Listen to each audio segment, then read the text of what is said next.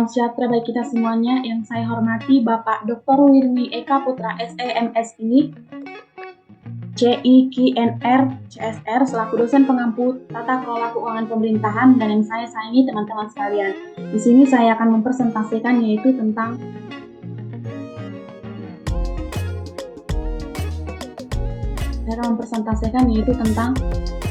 utang dan pinjaman negara.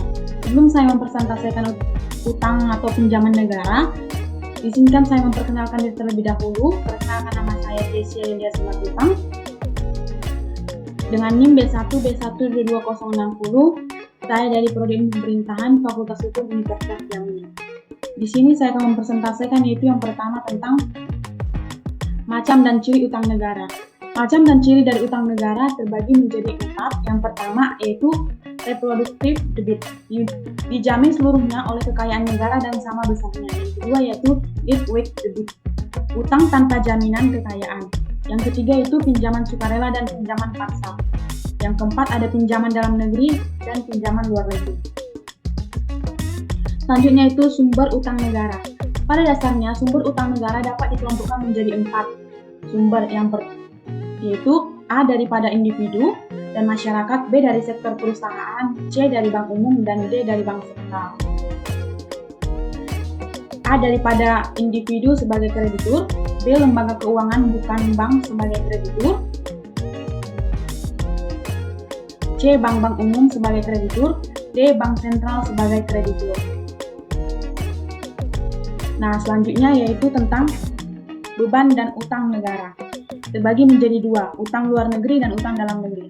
Utang luar negeri atau pinjaman luar negeri adalah sebagian dari total utang suatu negara yang diperoleh dari para kreditor di luar negara tersebut. Penerima utang luar negeri dapat berupa pemerintah, perusahaan, atau perorangan. Yang B yaitu utang dalam negeri. Utang dalam negeri hanya antara debitur dan kreditur dalam suatu negara yang sama. Oleh karenanya, apa yang terjadi dalam hubungan dengan utang dalam negeri ini hanya berupa pemindahan dana atau kekayaan dalam masyarakat suatu negara. Ini berarti bahwa secara makro tidak akan ada suatu beban langsung dalam bentuk uang yang timbul dari adanya utang dalam negeri. Yang selanjutnya yaitu masalah pengelolaan utang negara. Di mana masalah pengelolaan utang negara di sini yaitu kemampuan membayar utang, debt service capacity. Kemampuan membayar utang oleh negara perlu dipikirkan secara masak-masak. Meskipun secara teknis pengendalian utang negara telah sempurna, tetapi pencapaian tujuan pembangunan akan sia-sia kecuali jika negara itu secara finansial benar-benar kuat, yaitu dengan pendapat nasionalnya mampu memikul beban yang berupa pembayaran bunga utang dan cicilan utang, debt service. Karena utang luar negeri selalu disertai luar negeri untuk pembangunan ekonomi. Peran utang dalam pembangunan ekonomi semakin meningkat apabila penerimaan negara yang berasal dari sumber-sumber lain terlalu kecil untuk menutup pengeluaran negara, atau karena terlalu kecilnya dana tabungan yang tersedia untuk investasi tabungan di negara-negara sedang berkembang. Umumnya rendah karena adanya lingkaran setan yang tidak berujung pangkal. Di negara-negara tersebut, yaitu bahwa negara-negara itu termasuk dalam negara miskin. Selanjutnya itu utang luar negeri sebagai sumber kapital. Terbagi menjadi 3. Yang pertama yaitu A. Rendahnya elastisitas permintaan. Yang B yaitu ketidakstabilan harga. Yang C memburuknya nilai tukar. Yang A yaitu rendahnya elastisitas permintaan, di mana hampir semua barang primer yang diekspor oleh negara-negara yang sedang berkembang, baik elastisitas permintaan dalam hubungan dengan harga maupun elastisitas permintaan dalam hubungan dengan pendapatan terhadap barang-barang tersebut adalah rendah. Yang B yaitu ketidakstabilan harga. Banyak dari barang primer yang benar-benar berkembang, sehingga bila ada kenaikan harga dari barang-barang tersebut di pasaran luar negeri, penerimaan devisa dan pendapatan nasional negara tersebut meningkat.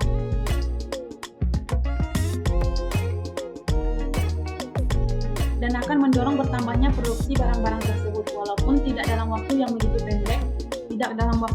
pendek, sehingga harga-harga akan turun kembali yang selanjutnya negara-negara tersebut akan kembali mengalami penurunan yang baik dalam hasil ekspor maupun pendapatan nasional. Selanjutnya yaitu tentang memburuknya nilai tukar. Barang-barang ekspor negara sedang berkembang terdiri dari barang-barang primer di mana harga-harganya cenderung untuk tetap kalau tidak turun, dan sebaliknya impor negara tersebut berupa barang-barang hasil industri pabrik yang harganya tidak cenderung. Tapi justru sebaliknya senantiasa meningkat sehingga nilai tukar barang-barang primer terhadap barang-barang pabrik itu semakin memburuk. Selanjutnya yaitu tentang pemilihan antara utang dalam negeri dan utang luar negeri. Yang pertama yaitu pada masa penerimaan utang. Apabila utang itu diterima dari luar negeri, berarti bahwa pengeluaran negara itu dibelanjai dengan tabungan negara lain, dan ini merupakan tambahan dana kapital yang tersedia. Yang kedua yaitu pada masa pembayaran kembali utang.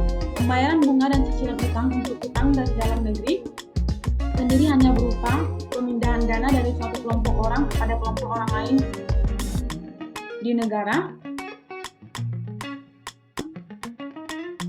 Yang ketiga yaitu kapasitas meningkatnya pendapatan nasional. Pengeluaran negara hendaknya dapat menghasilkan barang dan jasa yang maksimum tanpa memperhatikan asal dari utang itu. Tapi apabila kapasitas sektor negara untuk menghasilkan barang dan jasa lebih tinggi daripada kapasitas sektor swasta, maka lebih baik untuk menggunakan utang dalam negeri. Yang keempat yaitu tersedianya dana dari utang dalam negeri. Utang luar negeri telah terbukti selalu lebih menguntungkan daripada utang dalam negeri. Hanya sedikit bukti yang menyarankan bahwa utang luar negeri kurang menguntungkan dibandingkan dengan utang dalam negeri. Selanjutnya itu utang luar negeri dan inflasi. Utang dalam negeri merupakan salah satu alat untuk menanggulangi inflasi karena penyerapan uang yang beredar dalam masyarakat. Jadi utang adalah suatu alat anti inflasi yang dapat mengurangi tenaga beli baik swasta maupun negara. Dalam masa inflasi, tenaga beli uang selalu menurun dan kepercayaan masyarakat terhadap uang menurun. Utang luar negeri berdasarkan pengalaman Indonesia dapat digunakan untuk membendung inflasi melalui penggunaannya untuk mengimpor barang-barang baik barang konsumsi maupun alat-alat yang lain. Kapasitas untuk membayar utang luar negeri Indonesia. Utang luar negeri memiliki beberapa rintangan atau pembatasan. Batasan umum adalah mengenai kapasitas negara peminjam tersebut untuk membayar kembali utang dan bunganya dan masa yang akan datang. Di negara-negara yang sedang berkembang, oleh karena lambannya pertumbuhan ekspor hasil korupsi primer, penerimaan devisa dari hasil ekspor itu dipergunakan untuk mengimpor barang-barang yang perlu bagi pembangunan ekonominya, dan hanya jumlah tertentu yang dipakai untuk membayar kembali utang dan bunganya. Selanjutnya itu tentang pelunasan. Utang luar negeri dapat dicapai melalui penarikan pajak, tetapi karena rendahnya tingkat pendapatan di negara-negara yang sedang berkembang, contohnya itu seperti Indonesia, maka untuk membayar utang dalam bentuk bunga dan cicilan pokok utang dengan penerimaan dari pajak saja tidak cukup. Karena untuk menutup pengeluaran rutin negara saja seringkali belum mencukupi. Selanjutnya yaitu tentang posisi utang luar negeri Indonesia. Perkembangan utang negara. Yang pertama yaitu perkembangan utang negara Indonesia. Nah, dalam tabel tersebut yaitu tentang perkembangan utang negara mulai dari tahun 2001 sampai 2010. Nah, di mana kita perhatikan di sini pada tahun 2001 utang luar negeri Indonesia yaitu mencapai 59,9 US dollar, obligasinya yaitu 63,52, total utangnya 122,42 US dollar. Nah, pada tahun 2002 yaitu utang luar negeri Indonesia 63,74 US dollar, obligasinya yaitu 73,3 dan total utangnya yaitu 137,04 US dollar. Nah, pada tahun 2003 yaitu utang luar negeri Indonesia mencapai 68,91 US dollar dan obligasinya yaitu 76,64 dan total utang Indonesia pada tahun 2003 yaitu mencapai 145,55 US dollar. Pada tahun 2004 utang luar negeri Indonesia mencapai 68,59 US dollar dan obligasinya yaitu 71,29 dan total utang Indonesia pada tahun 2004 yaitu 139,88 US dollar. Pada tahun 2005, utang luar negeri Indonesia mencapai 63,09 dan obligasinya itu 70,51 dan total utang Indonesia pada tahun 2005 yaitu 133,6 US dollar. Dan pada tahun 2006 utang luar negeri Indonesia mencapai 62,02 US dollar dan obligasinya yaitu 82,64 dan total utang Indonesia pada tahun 2006 yaitu 144,36 US dollar dan pada tahun 2007 yaitu utang luar negeri Indonesia mencapai 62,25 US dollar dan obligasinya yaitu 85,26 US dollar dan total utang Indonesia pada tahun 2007 yaitu 147,51 US dollar. Pada tahun 2008 total utang luar negeri Indonesia mencapai 66,69 US dollar dan obligasinya yaitu 82,78 dan total utang Indonesia pada tahun 2008 yaitu 149,47 US dollar dan pada tahun 2009 yaitu total utang luar negeri Indonesia mencapai yaitu 65,02 US dollar dan obligasinya yaitu 104,2 dan total utang Indonesia pada tahun 2009 yaitu 169,22 US dollar. Pada tahun 2010 utang luar negeri Indonesia mencapai 66,58 US dollar dan obligasinya 118,72 dan total utang Indonesia pada tahun 2010 yaitu mencapai 185,3 US dollar. Nah, bisa di sini kita perhatikan bahwa mulai dari tahun 2001 sampai 2010 utang Indonesia bukan malah berkurang, malah naik setiap tahunnya dan tidak mengalami penurunan sama sekali. Selanjutnya yaitu tentang yang kedua, utang luar negeri negara-negara ASEAN. Nah, di mana bisa kita perhatikan bahwa dalam tabel tersebut utang luar negeri negara-negara ASEAN.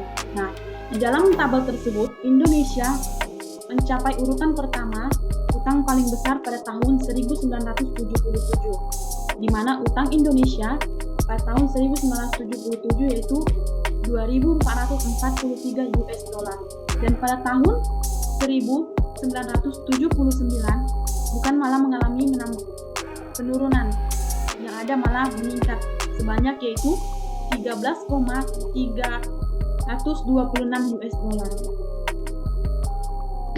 Di urutan kedua yaitu ada Malaysia. Pada tahun 1970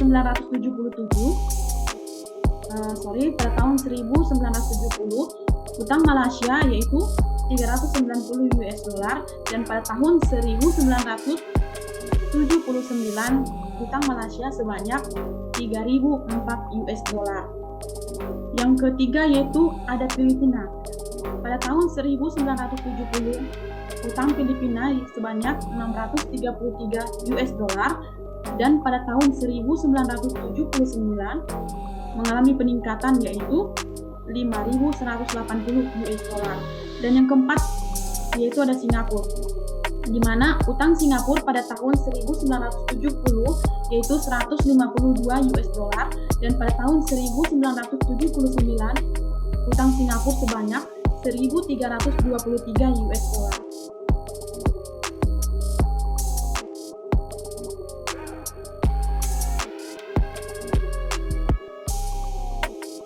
Bisa diperhatikan bahwa persentasenya yaitu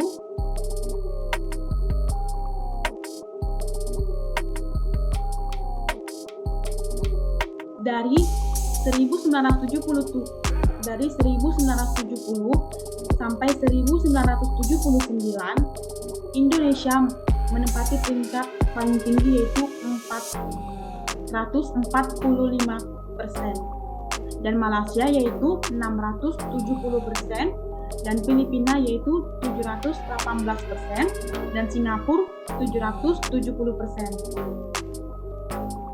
Dari GNP mulai dari tahun 1970 sampai 1979, Indonesia sebanyak 27,1%, dan pada tahun 1979 Indonesia sebanyak 28,3%, Malaysia sebanyak 10%, dan pada tahun 1979 Malaysia sebanyak 15,4%, Filipina sebanyak pada tahun 1970 Filipina sebanyak 9,2%, dan pada tahun 1979 Filipina sebanyak 17,3%, dan Singapura pada tahun 1970 sebanyak 7,9%, dan pada tahun 1979 sebanyak 14,8%.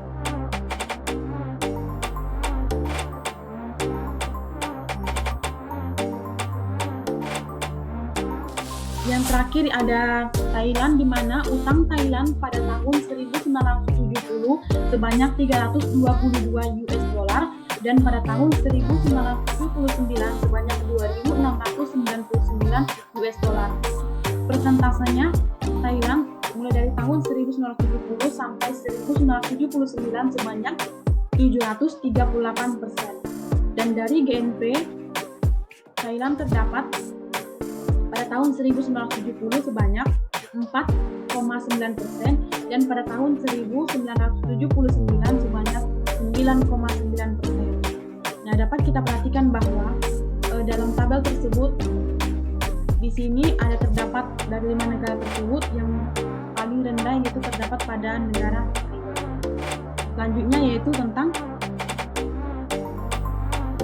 jumlah utang luar negeri dan masing-masing negara ASEAN. Yang pertama yaitu ada negara Filipina,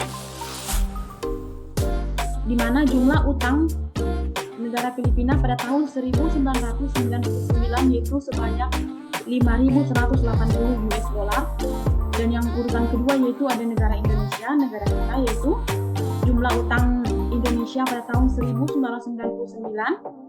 sebanyak 13.326 US dollar. Yang ketiga ada Malaysia, jumlah utang Malaysia pada tahun 1999 sebanyak 3.004 US dollar. Yang keempat ada Singapura, jumlah utang Singapura pada tahun 1999 yaitu sebanyak 1.323 US dollar. Yang kelima ada Thailand, di mana jumlah utang Thailand pada tahun 1999 sebanyak 2.669 US dollar. Yang keenam ada Brunei Darussalam, jumlah utang Brunei Darussalam pada tahun 1999 tidak ada. Yang ketujuh ada Vietnam, jumlah utang Vietnam pada tahun 1999 tidak ada. Dan yang ke-8 Laos sama juga tidak ada. Yang ke-9 ada Myanmar tidak ada juga, dan 10 Kamboja tidak ada juga. Nah, jumlah utang negara Filipina pada tahun 2007 sebanyak 65.845 US dollar. Yang kedua Indonesia sebanyak 140.783 US dollar. Yang ketiga ada Malaysia sebanyak 53.717 US dollar pada tahun 2007. Yang keempat ada Singapura pada tahun 2007 tidak ada. Dan yang kelima ada Thailand, jumlah utang Thailand pada tahun 2007 sebanyak 63,67 juta US dollar. Yang keenam ada Brunei Darussalam tidak ada. Dan jumlah utang Vietnam pada tahun 2007 yaitu sebanyak 24,222 juta US dollar. Laos pada tahun 2007 jumlah utangnya sebanyak 3.337 juta US dollar, dan Myanmar pada tahun 2007 sebanyak 7.373 US dollar. Yang ke-10 itu ada Kamboja sebanyak 3.761 juta US dollar. Dan pada PDB 2008 negara Filipina memiliki utang sebanyak 1.669,09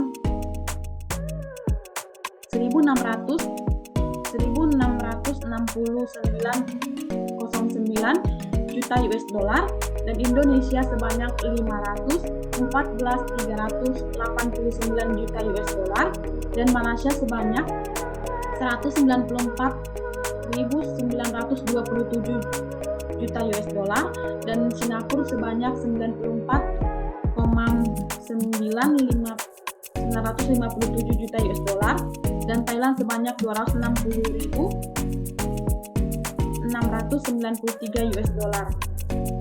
Dan Brunei Darussalam tidak ada dan Vietnam sebanyak 90,75 juta US dollar dan Laos sebanyak 5.431 juta US dollar dan Myanmar tidak ada dan Kamboja sebanyak 9.574 US dollar. Dan persen dari PDB Filipina mencapai 51% dan Indonesia mencapai 43%, Malaysia mencapai 34%, Singapura mencapai 0, Thailand mencapai 29%, Brunei Darussalam kosong, Vietnam mencapai 35% dan Laos mencapai 84% dan Myanmar mencapai 46% dan Kamboja mencapai 46% juga. Selanjutnya itu pembayaran utang luar negeri dalam hubungannya dengan APBN. Pembayaran atau cicilan utang beserta bunga atas utang luar negeri merupakan beban APBN, anggaran pendapatan dan belanja negara yang semakin memberatkan pada tahun-tahun fiskal mendatang. Karena semakin besarnya jumlah utang luar negeri setiap tahunnya dan makin berakumulasi. Nah, dari kesimpulan tersebut, yaitu perkembangan jumlah utang luar negeri di Indonesia dari tahun ke tahun cenderung mengalami peningkatan. Semakin bertambahnya utang luar negeri negara berarti juga semakin beratnya posisi APBN karena utang luar negeri tersebut harus dibayar kembali beserta dengan bunganya dalam jangka waktu akumulasi dari utang luar negeri ini tetap saja harus dibayar melalui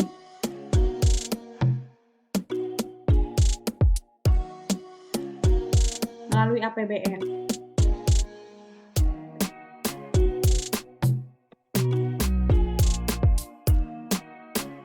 Sekian dari presentasi saya. Jika ada kesalahan kata saya mohon maaf. Saya akhiri. Salam sejahtera dan terima kasih.